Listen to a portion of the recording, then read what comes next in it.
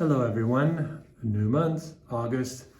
Some beautiful feasts in this month of August: the Transfiguration, the Assumption of our Blessed Mother, the Queenship of Mary, just to highlight three.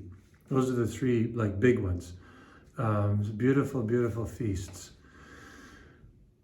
Okay, and it's also today the feast of St. Alphonsus Liguori, if I didn't mention that already. The first reading, a little odd here. This is okay. Moses has gone back up the mount. He has this manifestation of God, and basically, this is what I'm going to highlight for this meditation or reflection. He said, "If now I have found favor in your sight, O Lord, I pray, let the Lord go with us." See, God had actually threatened not to go with the people. Now, was God going to do that? There's more going on. No, because God doesn't change. God doesn't vacillate. So God is doing something with Moses. He's teaching him to be a father because God knows what Moses is in for with these people. And it's not always going to be pleasant. So it took them 40 days, remember, to commit the second original sin, to do this horrible, abominable thing. So, and it's not going to end. It's going to be a long game.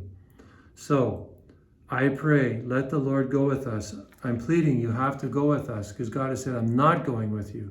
And Moses now is to plead with him. God is not changing. God is changing the heart of Moses. Although this is a stiff-necked people, pardon our iniquity, you see, not their iniquity, our iniquity, and our sin, and take us for your inheritance. So Moses was there another 40 days and 40 nights. He neither ate or drank. This is only possible by grace. And he wrote the tablets, the words of the covenant, the 10 commandments again. See, the second covenant. So many times, we don't know what's going on in our own prayer life, but, we think that God isn't listening to us. That's why we need to read the scriptures and interiorize them. God is forming us, to be his children, to be his disciples. And this is not always a pleasant process. We don't always have a clear picture. We don't always have the answers. Sometimes we don't have any answers. All we know is that this is where I should be, and I need to stay here. I need to give this time to God. I need to plead with him. And I trust that if I do this, God will in some way answer my prayer. And God, in fact, did go, as he was always going to go.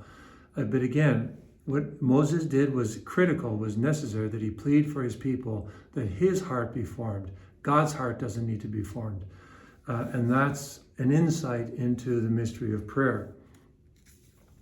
Okay, so over to the gospel, Matthew chapter 13. Jesus left the crowds and went to the house. His disciples approached him, saying, "Explain to us the parable of the weeds of the field." So, this is another parable, obviously. He answered, "The one who sows the good seed is the Son of Man, that is the truth. The field is the world, the good seed are the children of the kingdom. The weeds are the children of the evil one, and the enemy has sowed them is the devil. The harvest is the end of the age, and the reapers are angels." So, the words of truth, presumably those who are listening to this, have been sown into our heart through the sacraments, and we can allow the devil cannot force anything on us. It is we who allow him to get inside our mind, in our heart, through our senses, and there he can actually destroy the truth. He can, or intermingle it with error and make us even more confused, and then spew this garbage all over the place, as many people in the world are doing now, sowing error and truth and confusing so many people. So this is where, our Lord is giving us another insight into the way the enemy works and to the mystery of how God allows good and evil to coexist. He has his purposes. I don't understand it all the time, but I do understand that God has a purpose for this. And what he's calling you and me to do is be like Moses. He's calling us to go before God and plead for ourselves, not just for those people back there, not for those people over there, for those rotten, filthy sinners, for all of us to plead with God and to be his disciples, to be his good children, to spread the good seed of the kingdom. That is what God is expecting us to do. So take up the challenge, and while it's disconcerting and it can be discouraging at times to see so much evil sort of pervasive and thrive. Ask yourself, what is God expecting me to do in the midst of all this? Stick my head in the sand, turn around and run, abandon the faith, or actually get on my knees, bear down, spend time with him, and be an agent of truth? God bless you. That's a rhetorical question, by the way.